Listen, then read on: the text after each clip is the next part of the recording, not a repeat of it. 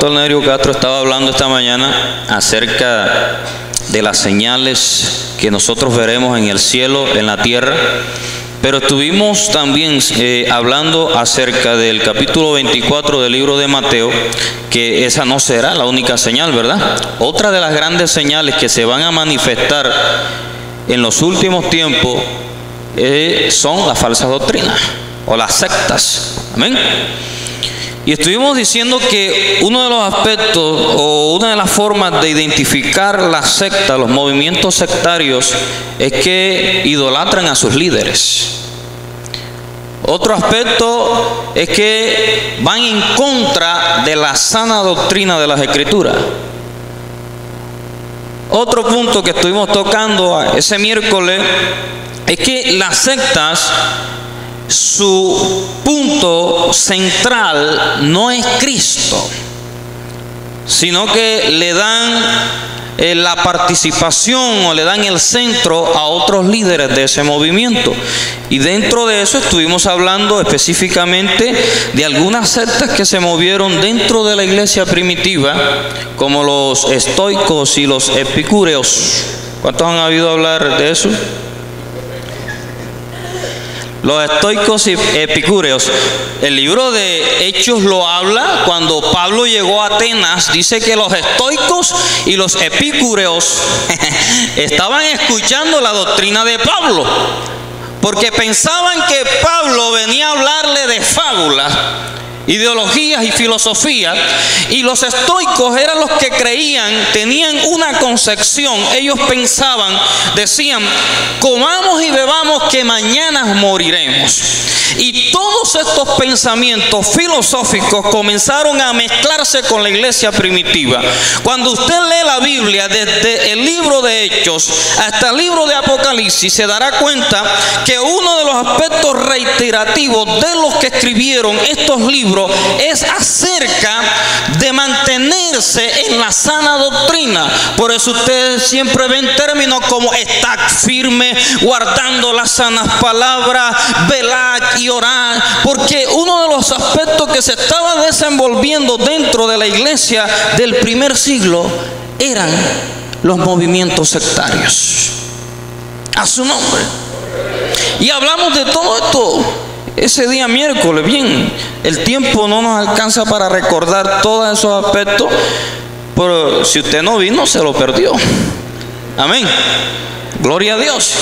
Y específicamente hablamos de una secta que se está moviendo en los tiempos actuales. Usted debe entender algo, hermano, que cuando usted lee la Biblia, en la Biblia me doy cuenta que están todos los grupos sectarios que hoy por hoy tenemos en nuestra actualidad.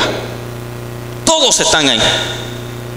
Los grupos sectarios que descartan la existencia del Padre y la existencia del Espíritu Santo, todo lo encapsulan en el Hijo. El apóstol Nerio dijo una cita bíblica que es clave para hablar de la Trinidad. Si alguien cree que en Cristo está encapsulada toda la deidad, pero tratan de decir eso para decir que el Padre no existe ni el Espíritu Santo. A su nombre. Pero cuando la Biblia dice que Jesús dijo que la hora, el día ni la hora nadie lo sabe, ni siquiera Cristo lo sabía, sino que solo lo sabía ¿quién? Ahora, si Cristo es el mismo Padre, ¿cómo es eso que Él no sabe la hora ni el día? A su nombre. ¿Está entendiendo eso? O sea que la Biblia sí establece la existencia de un Dios tripartito que es Padre, Hijo y Espíritu Santo. Porque si el Hijo es el mismo Padre, entonces como Él mismo no sabe cuándo es el día ni la hora. Él dijo claramente: solo el Padre lo sabe. A su nombre. Aleluya. Bueno, pero no nos emocionemos, que ese no es el tema todavía. Vaya conmigo al libro de Judas, capítulo 21.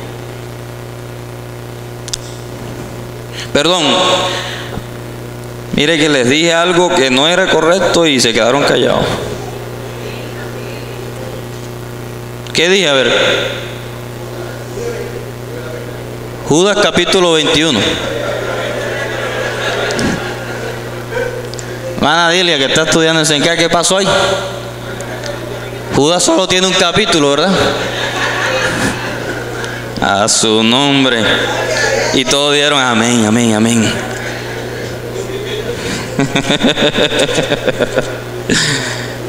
Gloria al Señor. Vaya conmigo al libro de Judas, capítulo 20, versículo 20. Versículo 20. Aleluya. Libro de Judas. Judas. Cuando usted lo tenga puede decir amén. Este no es Judas Iscariote, ¿ok? El traicionero. ¿Quién es este? Este es Judas, el medio hermano de Jesús, que era medio hermano de Jesús, al igual que ¿quién? Que Santiago. Estos no creían en Jesús cuando Jesús fue a predicar a Galilea. No creían en Él. ¿Y qué sucedió? Que creyeron en Jesús cuando vieron a Jesús resucitado. Ah, sí, entonces sí. Pero como crecieron con Él, caminaron con Él, no creyeron en Jesús. Judas y Santiago eran medio hermanos de Jesús. Ahora vemos a Judas escribiendo en el verso 20 y verso 21. Sepa y entienda que los líderes que estaban al frente de la iglesia en Jerusalén eran Santiago y Judas. Mientras los apóstoles estaban predicando el evangelio, moviéndose en toda Asia, al igual que el apóstol Pablo. Recuerden cuando Pablo regresa del cuarto viaje, que fue el último viaje del apóstol Pablo. Pablo se encuentra allí y uno de los líderes que recibe a Pablo en Jerusalén era Santiago, el medio hermano de Jesús. O sea que esto nos aclara que Santiago, al igual que Judas, estaban liderando la iglesia en Jerusalén. Y ahora Judas, hay una problemática porque el verdadero cristianismo implantado por Jesús, como dice el libro de Corintios, primera carta a los Corintios capítulo 3 verso 11, que nadie puede establecer otro fundamento del que ya existe. En la iglesia en Jerusalén se estaba tratando de tergiversar el concepto verdadero de la doctrina, y por eso Judas escribe a la iglesia en el verso 20 y dice: pero vosotros, amados, edificándoos sobre vuestra santísima fe, orando en el Espíritu Santo, conservaos ¿en qué? En el amor de Dios, esperando la misericordia de nuestro Señor Jesucristo. ¿Para qué? Para vida eterna. O sea que los movimientos sectarios que se estaban dando, sepa y entienda que una secta proviene o sale de una religión. Una religión es algo que está, son conceptos doctrinales que están establecidos dentro de una cultura, que tienen un origen, que tienen un líder que lo formó desde el principio y hace parte de una cultura. Pero una secta no. Una secta sale de una religión. Diga conmigo, una secta sale de una religión. O sea que si alguien aquí sale con un nuevo evangelio, partiendo del evangelio, ya eso es una secta, un movimiento sectario. Todos dicen gloria al Señor. Y por eso llamamos secta a todos aquellos movimientos que se estaban dando desde la fundación del cristianismo, y dentro de ellos mismos estaban saliendo algunas vertientes doctrinales erróneas que estaban diciendo que Cristo no había venido a la tierra en cuerpo. Uno de ellos, ¿quiénes eran? Como dice el apóstol Pedro en la primera carta, eran los gnósticos.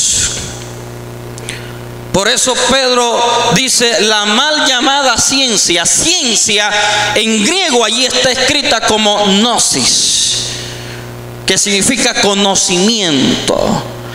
Y estos hombres estaban tratando de enseñar, hacerle creer al pueblo que Cristo no había venido en cuerpo a la tierra. Y usted dirá, pero eso no parece, eso es como insignificante, no tiene sentido. Claro, el decir que Cristo no había venido en cuerpo a la tierra estaba anulando totalmente el plan de redención. ¿Qué vino a hacer Jesús a la tierra? Jesucristo vino a traernos un plan de salvación, y la única forma como Cristo pudiera hacer eficaz ese plan de salvación era muriendo en la cruz como un hombre en carne. Porque los que habían fallado, ¿quiénes eran? Los seres humanos, hombres. Y parecía injusto que alguien viniera y hiciera uso de su poder. Por eso cuando Cristo estaba allí en el monte Getsemaní, Pedro sale a defender a Jesús, y Jesús lo detiene y le dice: ¿qué te pasa, Pedro? Yo puedo pedir al Padre que mande, envíe 12 legiones de ángeles, pero yo no puedo hacerlo, porque yo tengo que morir como un hombre, porque el pecado entró al mundo por un hombre, y por un hombre tiene que entrar la salvación. A su nombre.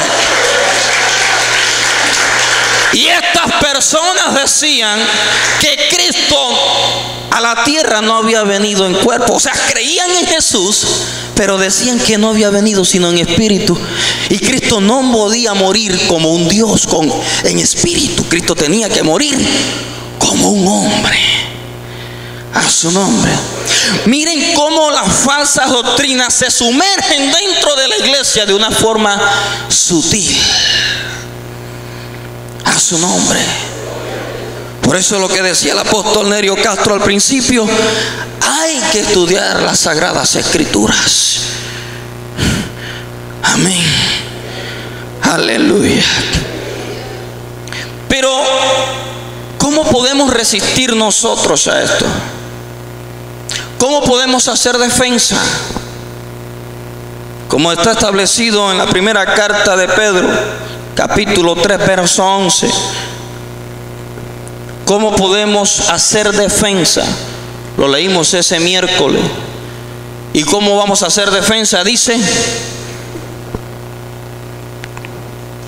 ¿cómo dice que tenemos que hacer defensa? A ver, léalo. Con mansedumbre y con reverencia. A su nombre. ¿Cuántos están aquí todavía?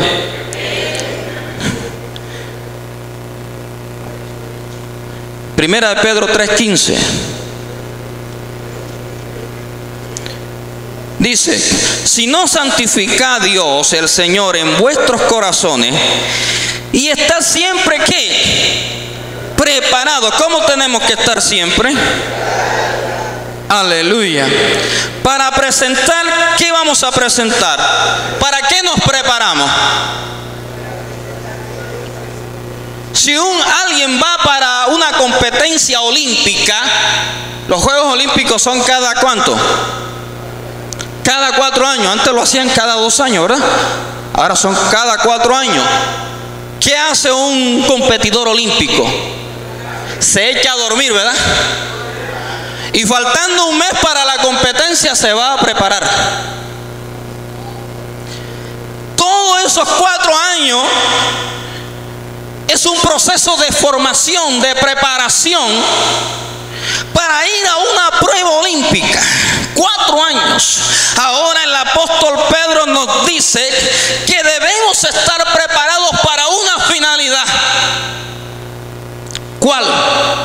Para hacer defensa. ¿Cómo nos preparamos los cristianos? A ver. Por ejemplo, mañana, ¿qué vamos a hacer aquí?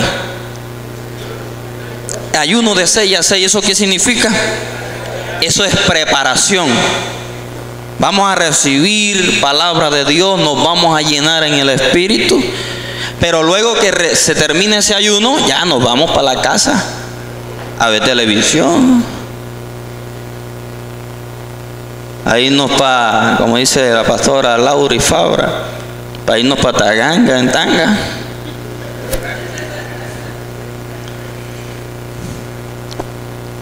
Pero el apóstol nos dice que debemos estar preparados con la finalidad de hacer defensa con mansedumbre y reverencia. Eso me enseña a mí que Dios es un Dios integral. Dios pide que tú tengas conocimiento para hacer defensa, pero también te pide que en tu vida se manifiesten los frutos del Espíritu Santo. Porque la mansedumbre hace parte del fruto del Espíritu Santo. El respeto, que es la reverencia, se desprende de un fruto que es del Espíritu Santo. O sea que Dios hace un llamado a la iglesia a ser integrales en el conocimiento, pero también en la manifestación de los frutos. A su nombre. Porque muchos tienen conocimiento, saben Biblia, pero no tienen la manifestación del fruto del Espíritu Santo. Y como decía ese miércoles, tú vas a encontrar muchas personas allá afuera discutiendo acerca de conceptos doctrinales. Como les contaba que me sucedió, que me subí en la moto y el hombre comenzó a ofender en lo que yo estaba creyendo, en lo que yo creía. Yo iba en la moto con él. Y ¿sabe qué? Ese hombre me iba diciendo que nosotros estábamos perdidos, usted, mejor dicho. ¿Y sabe qué hizo? Él solamente tenía que hacer una escuadra para llevarme al colegio de mis hijas. Una escuadra tenía que hacer así. ¿Y sabe qué hizo? Hizo esto. Hizo el viaje más largo para que yo escuchara lo que él estaba diciendo. Y estaba enfurecido y sabía Biblia, era de otra doctrina. Sabía Biblia. Y ¿sabe qué? Lo que a mí se me ocurrió fue echarme a reír. Y cuando yo me estoy riendo, él como que le da más rabia todavía. A su nombre. Se detuvo una cuadra antes del colegio. ¿Y sabe qué estaba haciendo? En la mochila, en el morral, sacando la Biblia. Y yo, ¿y qué está haciendo? No, voy a sacar la Biblia porque te voy a... Cuando él estaba metiendo la cabeza en la mochila a buscar, yo iba a 2 cuadras. A su nombre. Porque la Biblia dice, no echéis las perlas a los cerdos. Yo no estoy aquí para discutir doctrina contigo. Hemos sido llamados para predicar la buena nueva de salvación. A su nombre sea la gloria. Aleluya. Predica a Cristo. Predica a Cristo, pero Pedro dice, si alguien pide razón de tu fe, muéstrale defensa. Pero ¿cómo? Con mansedumbre y reverencia. ¿Cuántos lo alaban? Ahora, ¿cómo vas a mostrar tu defensa?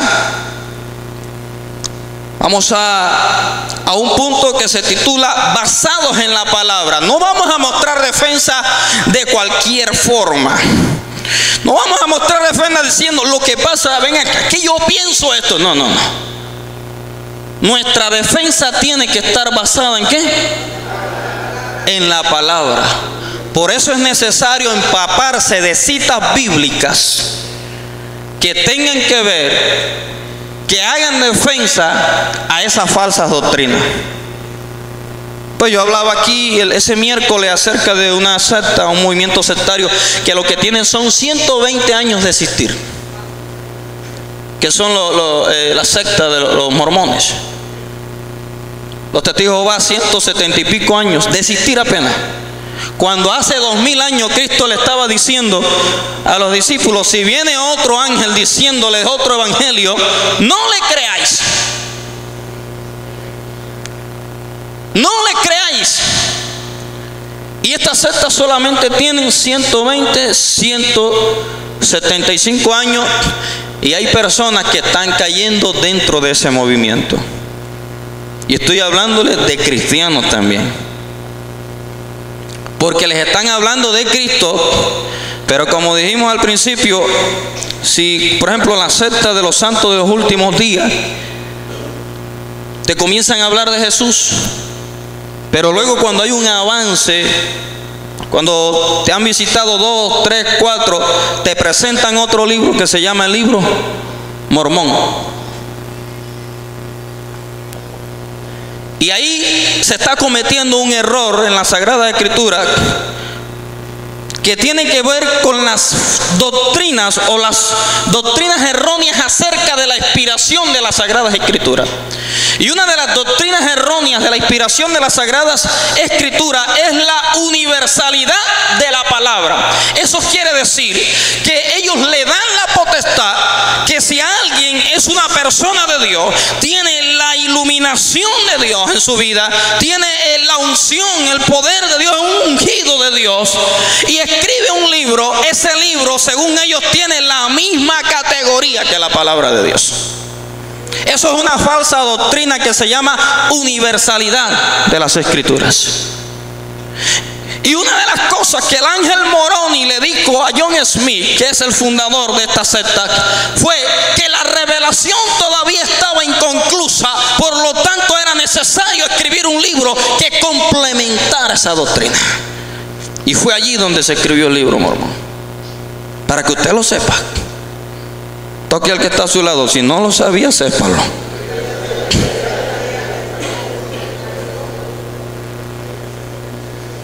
Además de eso, dicen que cuando Jesús, creen en Jesús, mire,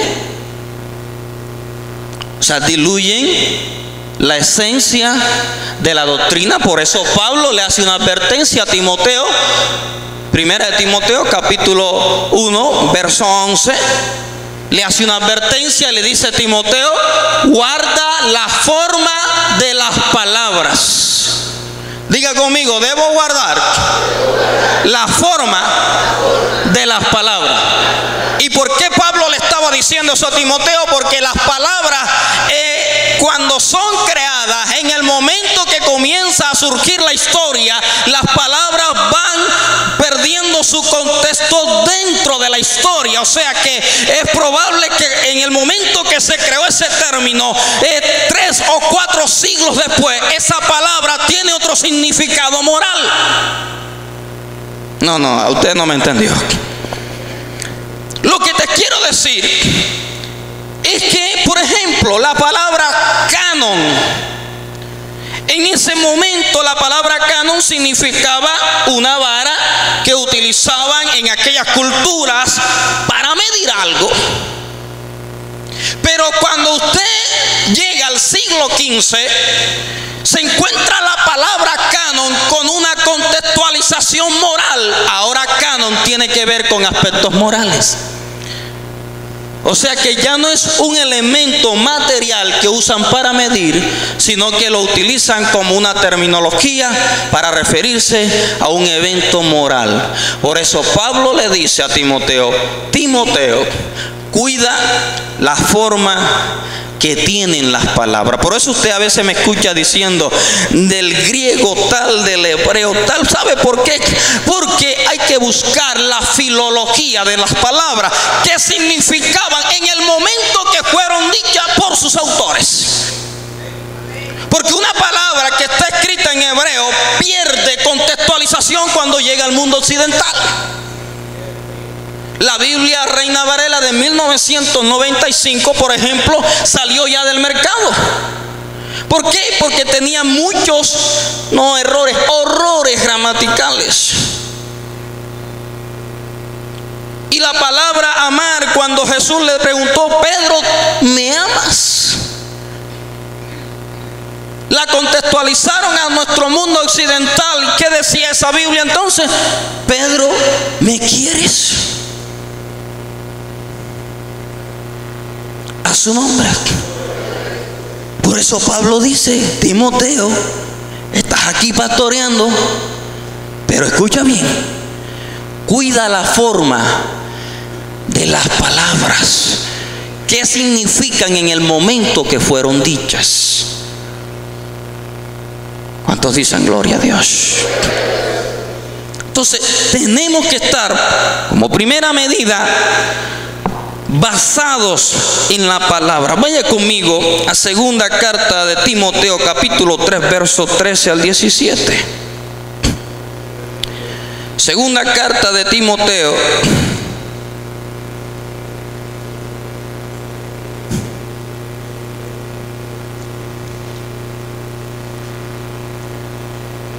cuando usted lo tenga puede decir amén, hermano, porque a mí con una sola mano aquí. Segunda carta a Timoteo, capítulo 3, verso 13 al 17.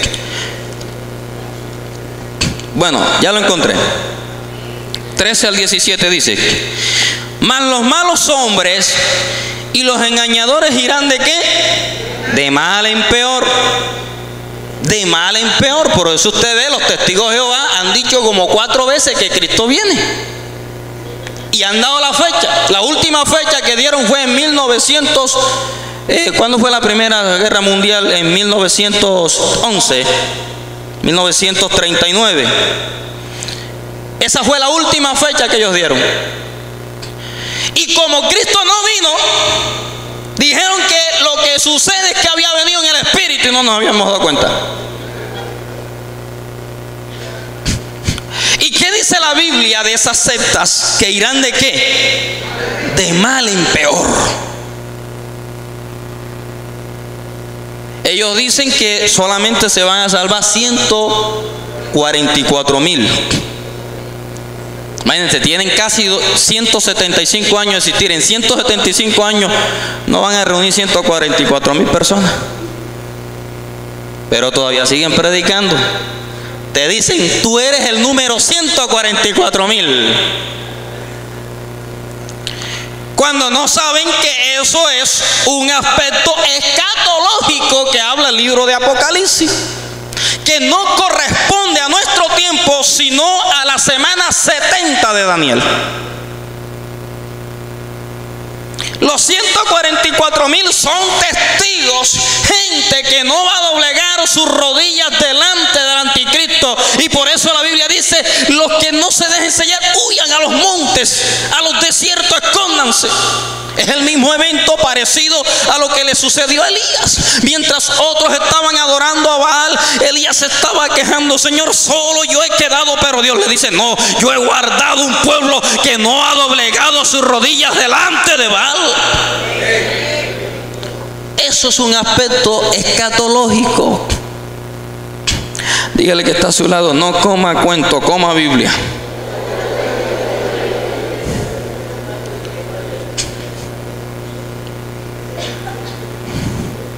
Y seguimos leyendo. Mas los malos hombres y los engañadores irán de mal en peor, engañando y siendo engañados. Por eso Jesús le dijo a un movimiento doctrinal que estaba de su época, le dijo: guía ciego. ¿Guiando a quiénes? A otros ciegos. Y por eso la Biblia me dice que irán de mal en peor, engañando y siendo engañados. ¿Por quién? Por el diablo. Escuchando a doctrinas de demonios.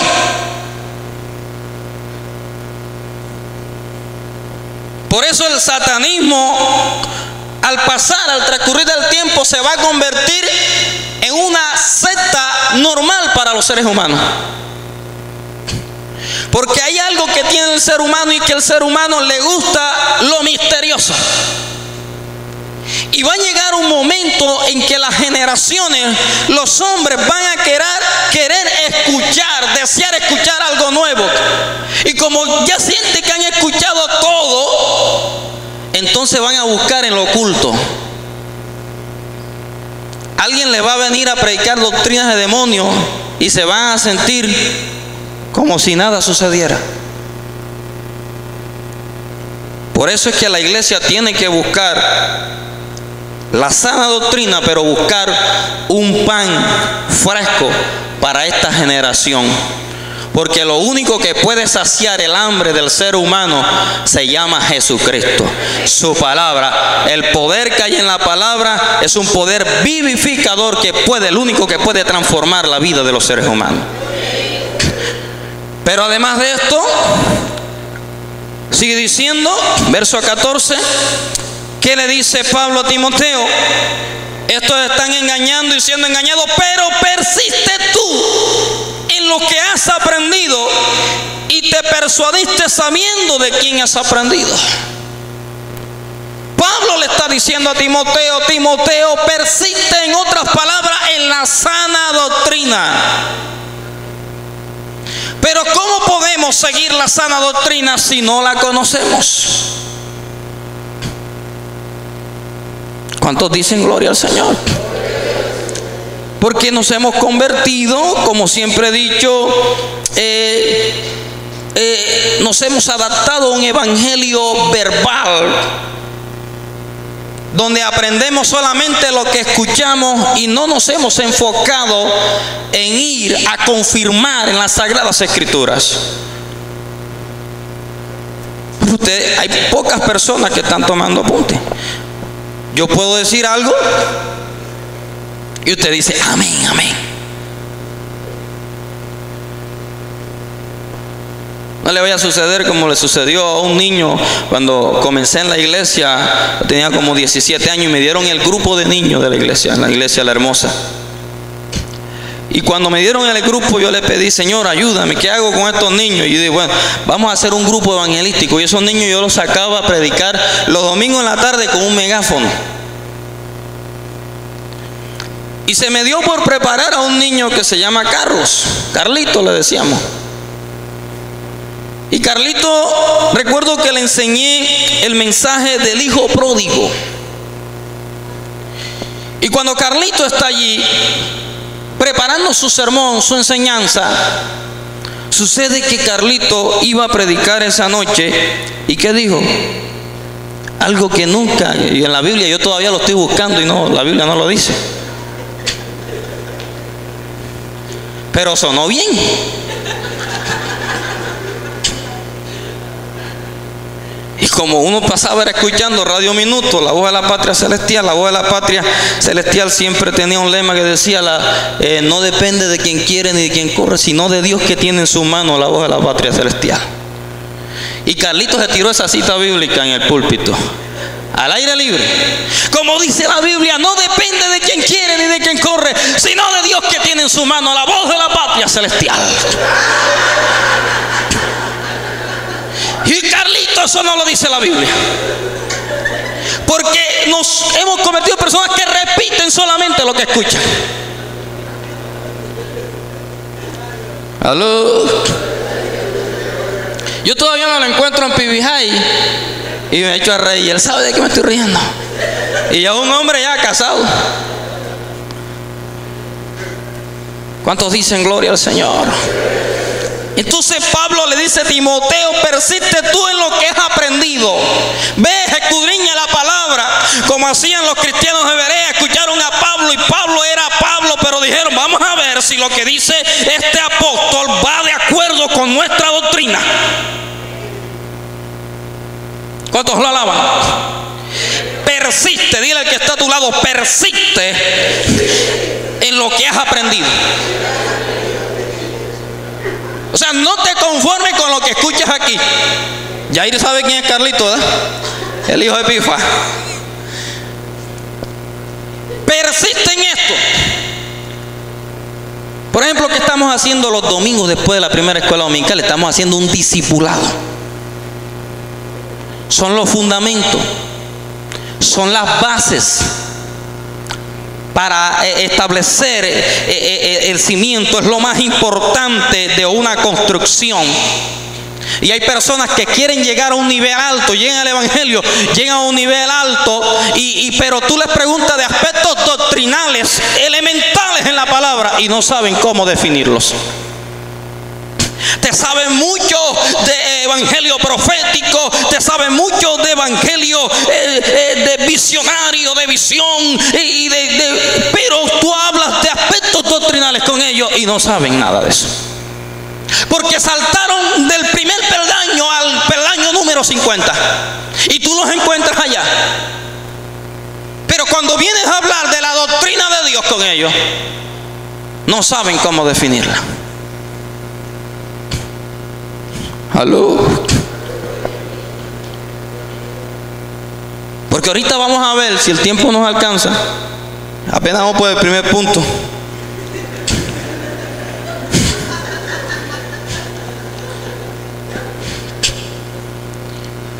Que Pablo utiliza dos términos que son fundamentales para nosotros. Dice arraigados y sobreedificados. Dos términos fundamentales. Ya Pedro nos dice que hay un fundamento. Ahora tú lo que tienes que hacer es que arraigarte en ese fundamento. Y por eso utiliza el término sobreedificado. ¿Por qué? Porque ya existe un fundamento. Para los que tratan de establecer una otra secta y decir que ese es el fundamento es Cristo. Cuando hablamos del término arraigado, estamos viendo esa palabra, la filología de esa palabra viene de una palabra madre que significa raíz.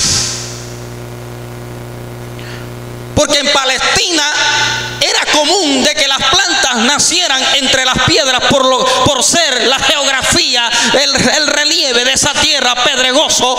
Era común de que las plantas nacieran dentro de las piedras.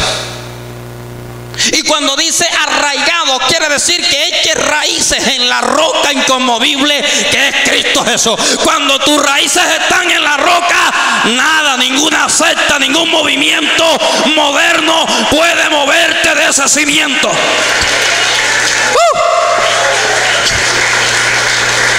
Echa raíces en la roca. Y echar raíces en la roca es fundamentarse en la palabra. Y la palabra misma es Cristo. Él dijo en el libro de Juan: yo soy el verbo hecho carne.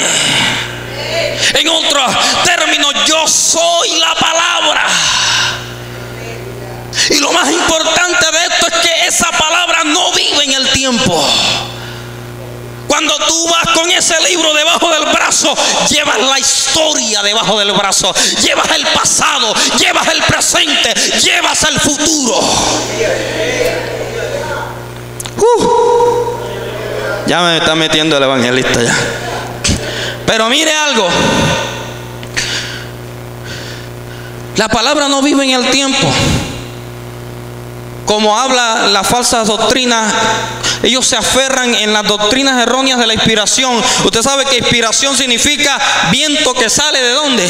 De adentro. Eso es inspiración, viento que sale de adentro. Y para ellos sustentar sus falsas doctrinas, han creado doctrinas erróneas acerca de la inspiración. Entonces han dicho: Dios es real, pero su palabra no es inspirada totalmente.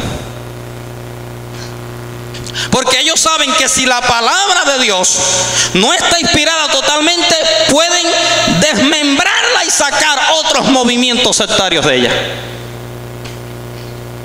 Por eso hay una doctrina errónea de la inspiración que se llama inspiración parcial de las Sagradas Escrituras, que dice que las Escrituras, algunas partes fueron inspiradas por Dios, otras fueron la obra literaria de sus autores. Pero el apóstol Pedro descarta y hace defensa en cuanto a eso, porque este movimiento sectario que decía que la palabra había sido inspirada en parte, se estaba moviendo en la iglesia primitiva. Y Pedro se levanta para decir: toda la escritura es inspirada por Dios y útil para enseñar, para redarguir, para corregir y para edificar. Y cerró el comentario. A su nombre sea la gloria.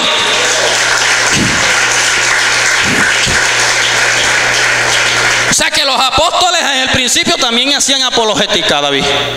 Defendían la doctrina. Ellos decían: no, la Biblia no ha sido parcialmente inspirada, toda la palabra ha sido inspirada. Y una de las cosas que yo veo en la Biblia es que la palabra no vive en el tiempo. Cuando tú lees la Biblia habla en términos, en un solo versículo. Si te has dado cuenta, en un solo versículo la Biblia puede hablar de pasado, presente y futuro. Un ejemplo para que usted entienda. Por eso es que hay que estudiar la Biblia, y es ahí donde se originan las falsas sectas o las sectas, los movimientos sectarios. ¿Sabe por qué? Porque no saben definir lo literario de lo que es espiritual. A su nombre. Entonces toman términos espirituales y los llevan a lo literario, y toman de lo literario y lo llevan a lo espiritual. Y hay cosas en la Biblia que hay que dejarlas como están. Hay términos que están literalmente escritos en la palabra y deben quedar tal como están. Por ejemplo, usted lee el Salmo 23. ¿Cuántos se saben el Salmo 23? Creo que por ahí los discípulos de la escuela bíblica tienen una tarea ahí en ese Salmo 23, ¿verdad? Si usted lee el Salmo 23, se dará cuenta de algo. Yo creo que el Salmo 23 lo sabe todo el mundo. Que diga que no sabe el Salmo 23 no es cristiano. El Salmo 23 tiene tanta fuerza dentro del movimiento cristiano que hay gente que lo tiene abierto en la Biblia, en la casa. Hay gente que ya ni siquiera dice te reprendo en el nombre de Jesús, que el Salmo 23 te reprenda.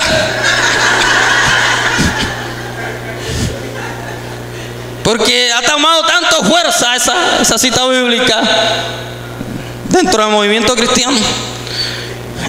Y usted lee el Salmo 23 y dice: Jehová es mi pastor, presente, nada me faltará, futuro.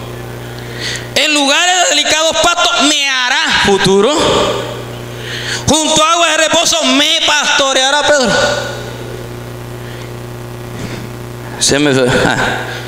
Confortará mi alma, confortará, futuro. Me guiará por sendas de justicia, por amor de su nombre me guiará. Ahora viene el verso 4, que esa era la realidad de David. Dice: aunque ande en valles de sombra de muerte, presente. Si usted lee bien ese verso, la verdadera, la realidad de David es el verso 4. Estoy en valles de sombra y de muerte. Pero como él sabía quién era Dios, él sabía que ese no era su estado inicial. Él sabía que Jehová es mi pastor, en lugares delicados me hará descansar. O sea, mi futuro no es este, mi futuro está proyectado a un movimiento de bendición en Dios. Aunque esté en valles de sombra de muerte, voy a transicionar a un lugar de gloria. Y esos son los detalles que tú debes tener en cuenta en la palabra, que la palabra misma te mezcla eventos del pasado, presente y futuro. Y a veces las doctrinas, las falsas doctrinas, no saben identificar esto. No saben que cuando la Biblia está hablando de un evento futurista, del futuro, que nada tiene que ver con ese presente. ¿Cuántos lo alaban? Aleluya, diga aleluya. Seguimos leyendo esa cita bíblica y yo creo que hoy nos vamos a quedar en ese primer punto. Segunda Timoteo 3, 13 al 17.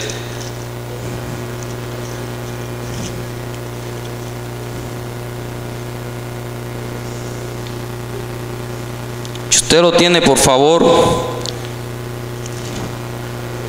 no lo lea porque ya lo encontré. Pero persiste, ya dijimos eso, ¿verdad? Y que desde la niñez me llama la atención esto, el verso 15.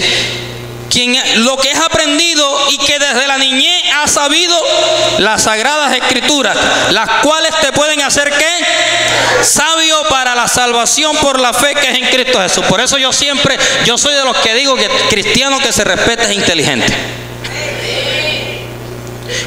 Cristiano que se respete, Pedro, es inteligente. Porque si hay algo que hace sabio, es la palabra de Dios. ¿Qué dice Proverbios capítulo 10 verso 9 o verso 9 capítulo 9 verso 10? El principio de la sabiduría es el temor de Jehová y ojo, el conocimiento del Altísimo, la inteligencia. O sea que entre más tú conoces a Dios, más inteligente eres. Aleluya. Cuando tú más conoces a Dios, cuando tú más te acercas a Dios. Por eso usted, ¿cómo puede explicarse que un simple pescador, que Dios lo encontró, Jesús lo encontró en las costas de Capernaum, se convirtió en un elocuente predicador el día de Pentecostés, y luego escribió la primera carta de Pedro, la segunda carta de Pedro, porque fueron hombres que se acercaron a Dios? Y cuando yo me acerco a Dios, adquiero el conocimiento, la sabiduría, la inteligencia, todos los recursos que yo necesito.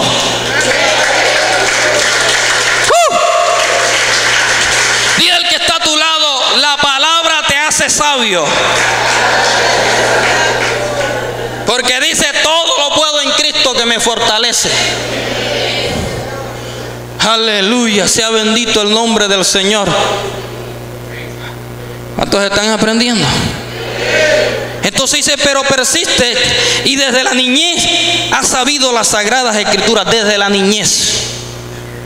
¿Desde qué momento yo puedo llevar ese término que está allí, desde la niñez, y llevarlo a una concepción espiritual?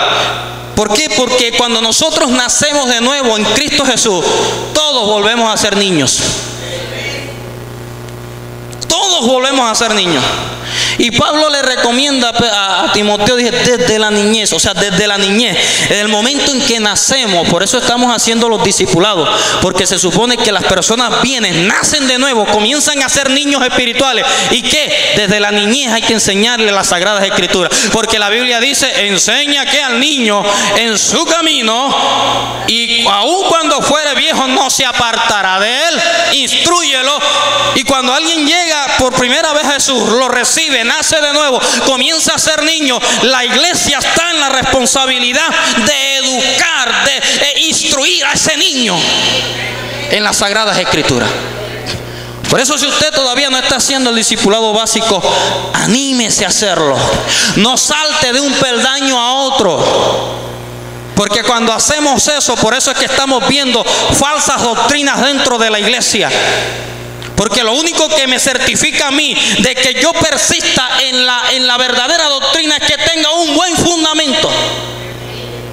Y si usted va al discipulado básico, aquí usted lo que va a encontrar son aspectos doctrinales como qué es el arrepentimiento, qué es la salvación, qué es el bautismo, qué es la cena.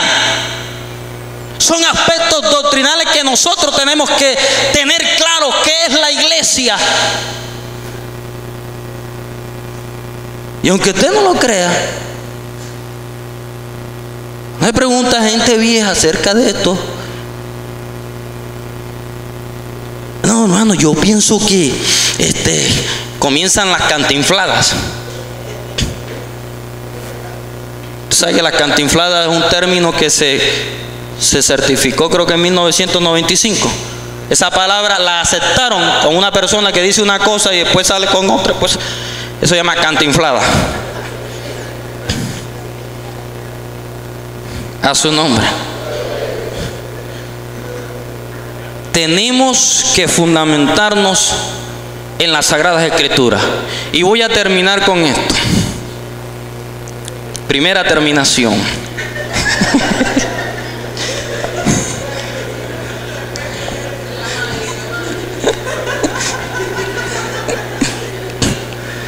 Bueno, dice, Pedro le está hablando a Timoteo acerca de la doctrina verdadera. Usted sabe que las falsas doctrinas comenzaron desde el huerto del Edén. Ahí nacieron las falsas doctrinas. Acuérdese, Dios le dio una palabra a Adán: no coman de este árbol, porque el día de que él coman, morirán. Pero Satanás se introdujo a través de la serpiente y estableció una secta y dijo: de cierto no moriréis, sino que sabe Dios que el día que ustedes coman de él, conocerán lo bueno y lo malo. De una doctrina que Dios entregó, se desmembró otra, tergiversada. Por eso debemos cuidar la forma de las palabras. Y ahora Pablo le dice a Timoteo que guarde, porque él representa ese enlace profético para esa generación. Y cuando yo leo esto me llama mucho la atención, porque cada uno de nosotros representa un enlace profético para la generación en nuestra familia. Usted dígame, hermano Alberto, defíname esa ecuación, o cuáles son el algoritmo para interpretar esa ecuación.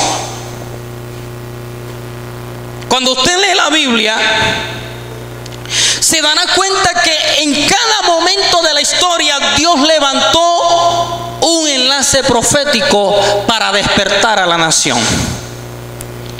El evangelio hace un siglo que llegó a las costas colombianas, y un siglo representa una generación.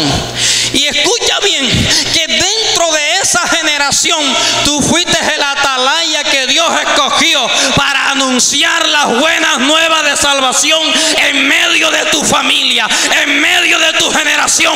En otras palabras, tú eres el enlace profético.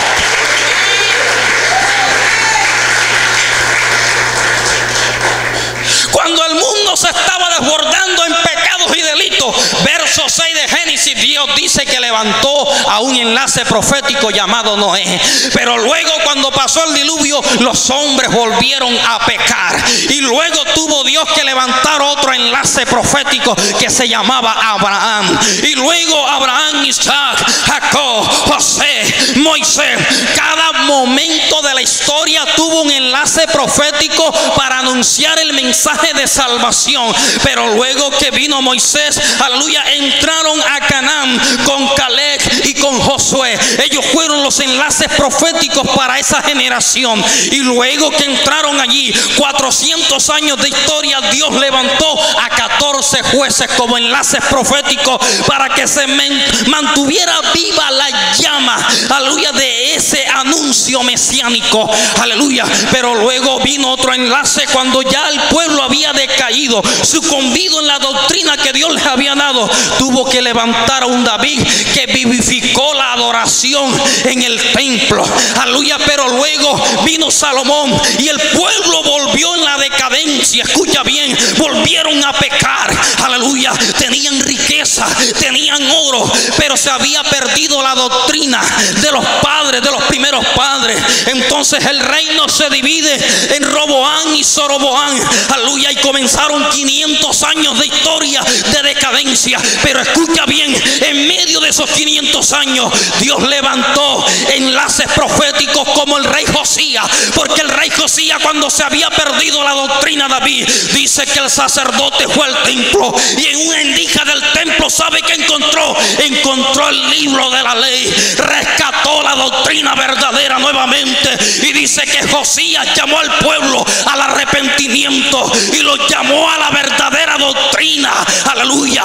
Pero luego de esto, cuando muere Josías, viene Josafat, y Josafat establece otra reforma como un enlace profético. Pero luego todos estos reyes murieron y Dios tuvo que levantar profetas.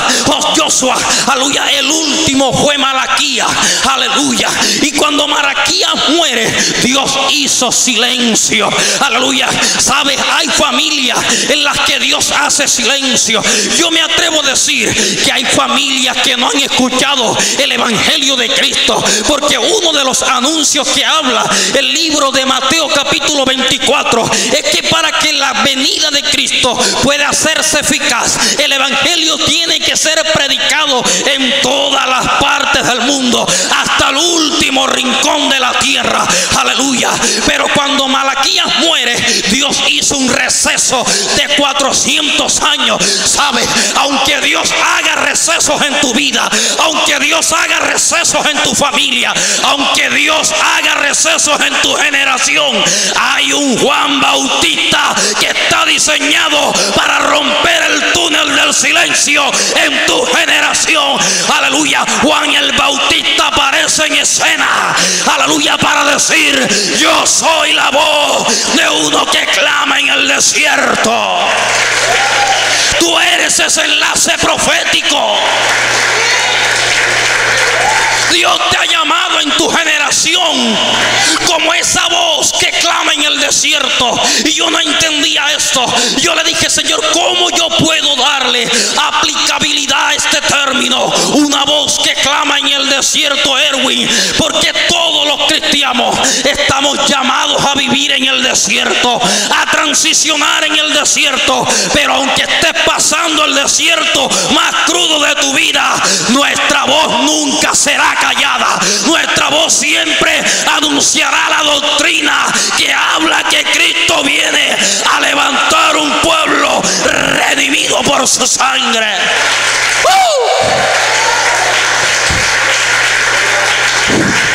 Tú eres ese enlace profético para vivificar la doctrina verdadera en tu familia. Por eso yo le preguntaba al Señor: Señor, ¿por qué todo el mundo me llama en mi familia? Si el perro se partió la pata, Alberto, para que ores por el perrito que se partió la pata. Aleluya. Mira que Pedrito no tiene trabajo, ora por él. Mi abuelita todos los días me llama, me manda el mensaje con mi mamá: tu abuela, que ores por ella, por la vista, porque se le está oscureciendo. Todos los días me dice, llamadas por aquí, llamadas por allá, ora, ora, ora. Yo: Señor, ¿qué pasa? Dios me dijo: lo que pasa es que tú eres el enlace profético de tu generación. Tú representas ese enlace profético para establecer la doctrina divina. Alabado sea el nombre de Dios. Ahora sí, ya voy a terminar. Juan el Bautista aparece en escena para hablar la doctrina de Cristo, para preparar el camino del Mesías. ¿Y sabe qué? Dos características tenía este enlace profético. Una, vivía en el desierto, Erwin. Dos, vivía al lado del Jordán también. Eso me llama la atención. Por eso, si tú vives en el desierto, no te preocupes. Aleluya. Porque Juan el Bautista vivía en el desierto, pero permanentemente estaba en una relación con Dios. ¿Y sabe qué sucede con Juan el Bautista? Juan no tenía que ir a buscar a la gente a Jerusalén. ¿Sabe? Dice, y multitudes se agolpaban para que Juan las bautizara. Cuando tú decides permanecer en el lugar donde Dios te ha establecido, las multitudes van a venir a ti. Tú no vas a tener que ir a buscarla. Ellas van a venir a buscar a Juan el Bautista.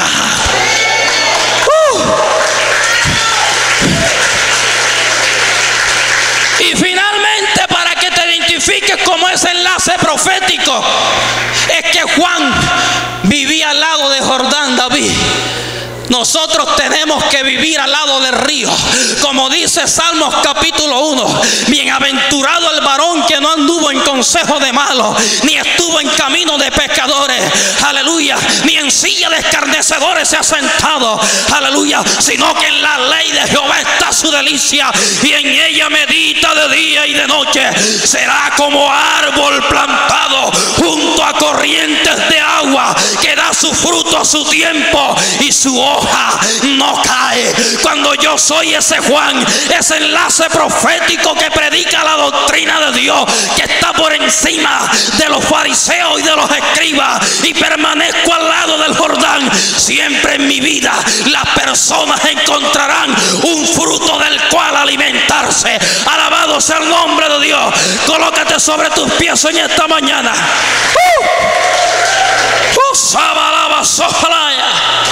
Tú eres ese enlace profético en